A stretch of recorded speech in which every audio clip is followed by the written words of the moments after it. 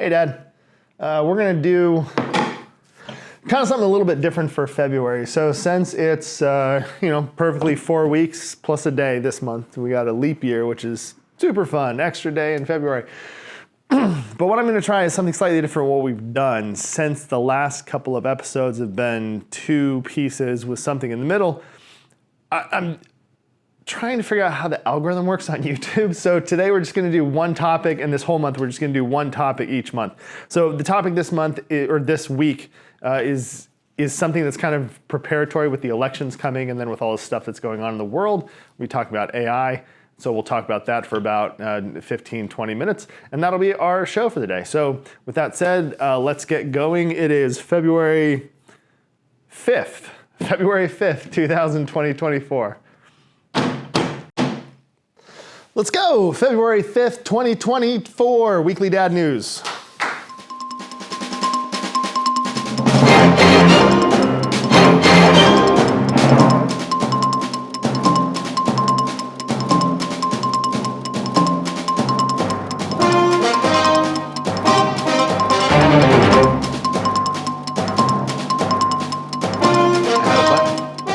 Button came with the jacket.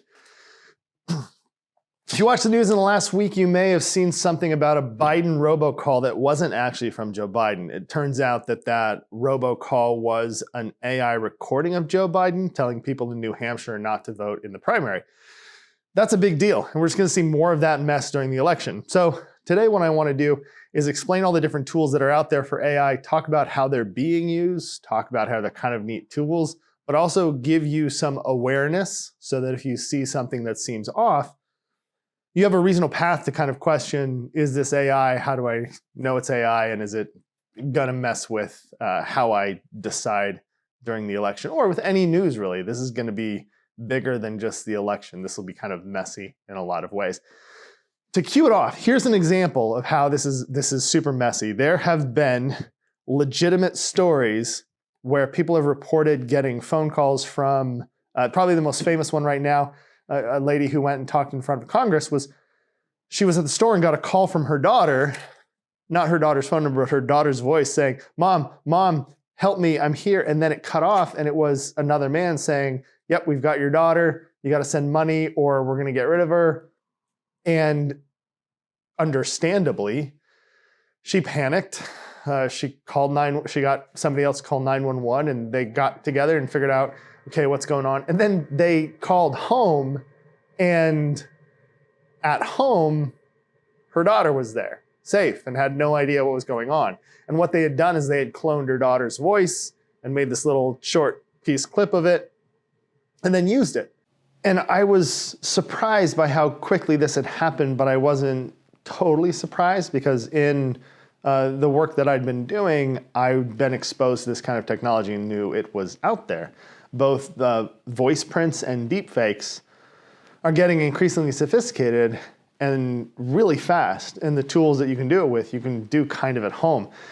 So it happened to me indirectly. Somebody used my voice to call somebody. I was working for a company, and part of my duties there, I was recording a podcast. And so my voice was all over the place for Poplar Homes. I got a call at 5:30 in the morning from a lady over on the East Coast.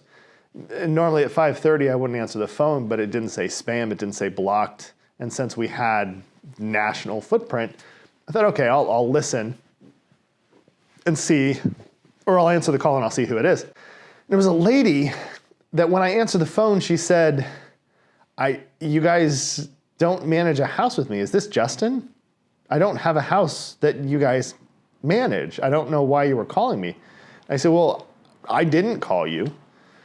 She says, okay, well, I got a voicemail from this number last night, and it was your voice, and it said, this is Justin with Poplar Homes, and it was from your number, and that's why I'm calling you back at this number. And it said to call, and we could talk about how the contract was going. And I was super confused, and I said, are you sure it sounded like me? She said, yeah, it sounded just like you. Now, the phone number bit I've had happen to me before, and you may have as well. They're getting really good at spamming phone numbers where instead of having the caller ID say the phone number it's actually coming from, it masks it And so it looks like it's coming from the number, but it isn't. It's coming from another number, and then it's masked. This technology exists for a legitimate purpose. If you have a whole bunch of people in a call center and each one has its own phone line, when they're calling out, you want to have the consumer have one call number to call back in, and then based on their phone number, it'll connect them with the right person. But if they're not there, it'll go to somebody else and they'll get service. Like, there's a legitimate reason this exists, but it's being exploited for fraudulent texts, fraudulent calls, and it's something that hasn't been addressed yet. So I'm talking to this lady, I'm trying to figure out what's going on, and she's like, yep, I have no house with you guys that you're managing. I don't own a house that would even be a rental property. I don't know why you did this. I'm like, okay, hold on. When did it happen? And she tells me the time.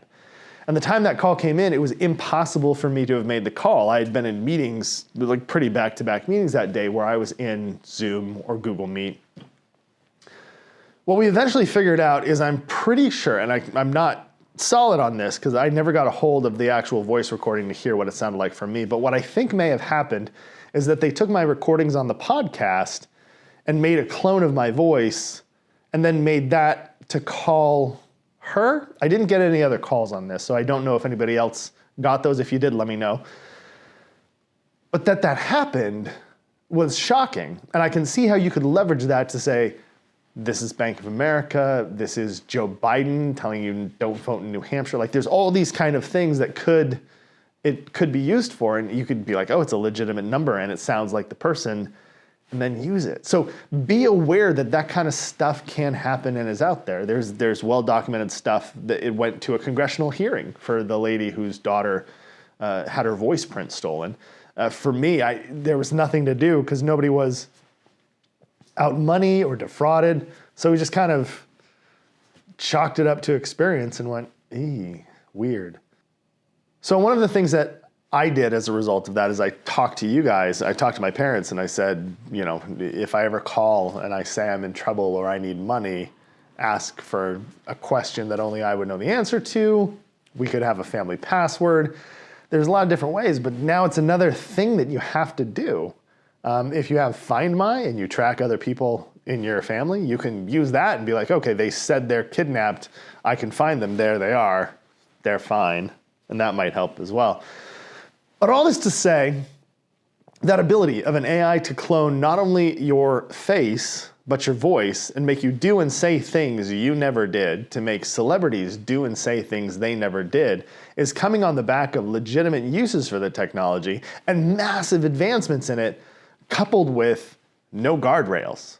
A lot of this software is just out there, and you can get it and you can use it and you can do all kinds of things with it. So to understand how these processes work, we're going to dive a little bit into the mechanics of it. And to do that, we're going to talk about where this all came from and how it got put together. So when you think about AI and artificial intelligence, probably the biggest touchstone for your generation is HAL, the computer in 2001: A Space Odyssey. It was basically a character in the script. It behaved like a person, and it was smart enough to control the ship and its computers and talk like a person and say, I don't think you can do that, Dave, and do everything it did in 2001: A Space Odyssey. Now, that is an example of a kind of an AI that we could have, that we could get to, but as we start thinking about that, it's important to remember that all of the AI that we've made so far is interesting applications of math and interesting applications of machine learning and interesting ways to kind of approach these problems. So to demonstrate that, let's talk about the visual stuff first, the stuff that results in deepfakes, the stuff that results in pictures of the Pope in a giant puffy bomber jacket. That one went around for a little while. And all the other pictures that you can do with that. So the couple of things that are making that is Midjourney. It's probably the one that you may have heard of. And the other one's DALL-E. And there are other models, Happy Face 1.1.1.1. But all these models are using the same kind of system to generate these images. And that brings up the question of how do they do it. And I think a really good example of how that works is using one of the old classics, the spirograph. Now, inside of a spirograph, you have a whole bunch of little gears, right? And so these gears can go around the outside or inside of the main gear. And when they do, you pick where you're gonna put your pen and you just go in circles. I'll do some top downs and show you them doing it. Now, the math on the spirograph, I lost that one. The math on the spirograph means that once you've set this in and picked a hole, then there's only one pattern that will end up creating. But you don't know what it is until you've scribed in circles many, many times and gotten the whole thing. You can make it be slightly different. There are even ways to take and compound spirographs. If I take this one, glue it to a table, make this one go around the outside, while this one is on the inside, I'm gonna get a very unique design that's not really practical to do freehand. But these are just plastic algorithms. They're just set up so that whatever you however you stack them together and then use them, that's gonna tell you what pattern and what result you're gonna get. But you can enter a lot of weird stuff into there and make it more and more bizarre. You can also see that in some of the graphing mechanics that they have. Pi is one that you can start to see why it trends on and on and on and on, right? So those things that come out the back end, these emergent properties of the graphic from a math equation made plastic, is similar to what's happening with DALL-E and Midjourney. Midjourney specifically does a thing where it creates this cloud of noise. And from that cloud of noise, which can be almost any kind of weird spatial fluff, it searches for similar patterns based on the words that you put in. So you can say, Midjourney, imagine me a picture of a kumquat and a xylophone. And once it's got kumquat and xylophone in there, it's a massively trained model, and that model has tokens for kumquat and xylophone. And it kind of works like a blind man getting their vision back. Because the first thing you see, the cloud, it's just this noisy static. And it goes, okay, does anything in that look like a kumquat or a xylophone? And I go, well, if I take off my glasses and I cover my eyes like this and I peek kind of through the holes, this part and this part might look that way. It goes, all right, there. Now it's a cleaner, clearer image. Okay, well, if I take my hands off my eyes but don't put my glasses on, that kind of looks like a kumquat, and there could be the stem, and there's the xylophone, and there's the cross things on it, kind of. It was okay. Let's get rid of everything else and keep that. Okay, I'm gonna put my glasses on, but not my readers, my faraways. Okay, now it looks like a kumquat and a xylophone. Okay, I can see that, that's the skin, that's the right texture for the skin, and over here is the xylophone. These are usually more shiny than that, so this is the shiny part and this is the shiny part. The rest doesn't match so much. Okay, now I'm gonna put on my close-up glasses, get it real close and go, all right, yeah, that's the xylophone, that's a kumquat, that's not. And so that continual chase of things that match the token from noise is what makes it be a unique image. The things that it's trained on are huge data sets of images. And there's all kinds of different batches of data sets being used. Those data sets vary from source to source depending on what they have access to. Right now you have Adobe, who has a huge stock or a huge set of stock images that they own the copyrights to, and so they can go after it and dump them all in and have copyright safe generated AI. DALL-E and Midjourney have kind of gone through and just pulled all this stuff in without really regard for copyright. And here's where that gets interesting. If you ask DALL-E or Midjourney to say, show me Albert Einstein, you can get something like this. If you say, show me Marilyn Monroe, you get something like this. If you say, show me Donald Duck, it's something like this. If you say, show me Einstein, Marilyn Monroe, and Donald Duck at a Starbucks with Stanley cups, you get this. It's working on it. But you see how it's pulling these things that are people's likenesses, that are copyrighted, and that stuff like this, we don't know if it infringes. Is the training of this model with all this stuff fair use?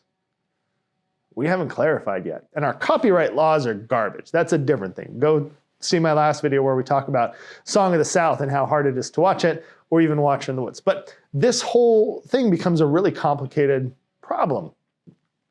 On the other side, you have the stuff that's generating text, right? So you've got ChatGPT is the one that's most popular right now. With ChatGPT, you're doing the same kind of thing, except with text, which actually makes it a lot easier. But what's coming out of it is predictive. It's saying most of the time, with these couple of tokens you asked, here's what comes out. So if I ask for a declaration of independence for a company that's entirely dependent on kumquats and xylophones, I get this. It doesn't necessarily make sense, but it has that formatting that you can see is very much like the Declaration of Independence with weird stuff about kumquats and xylophones that don't really make sense. Because all it's doing is going predictively, when people talk about the Declaration of Independence or things that have been written about it, here's what it is likely to look like. Now, when people talk about xylophones and kumquats, here is what that is likely to look like. And so it's pushing those two probabilities together to give you a result. So when you have something that can do that, you can have this perception of creativity. You can have this perception of awareness. Like some of the people that were working on ChatGPT got freaked out and said, it's alive, and stepped back and said, this is too much, we shouldn't do this. But it's not. There's not a consciousness there. There's an algorithm there. There's a bigger conversation about what intelligence is and what consciousness is that we're not going to touch right now. But now you should have a pretty good grasp of how these two tools work. We know that with Midjourney or DALL-E, they're kind of taking this noise field and trying to emerge an image that looks like other images like that. With ChatGPT, it's going, what is the most likely next set of words if we're talking about this, and if we're talking about this, and then if we scramble them? So you can get really interesting things. Now, they have practical uses. ChatGPT is actually a lot of fun to kind of get your juices flowing and get ideas. You can ask it things like, what are 4 ideas for a YouTube series about explaining topics to my father? It'll give you a list. Now, at the same time, when you're working with Midjourney or DALL-E, they don't know what my dad looks like, so it's harder to ask them those questions. But what you can do is you can go into Photoshop, take a picture of your dad and say, what does my dad look like if he's holding a kumquat here and a xylophone here? And then you get that. So there are things to do, and they're just kind of fun right now. Where it gets really interesting is you can take pictures and you can expand them in Photoshop now, where it'll fill in around the edges. So if you're too tight and you just need some space to get rid of, it'll generate it. It'll fill it in.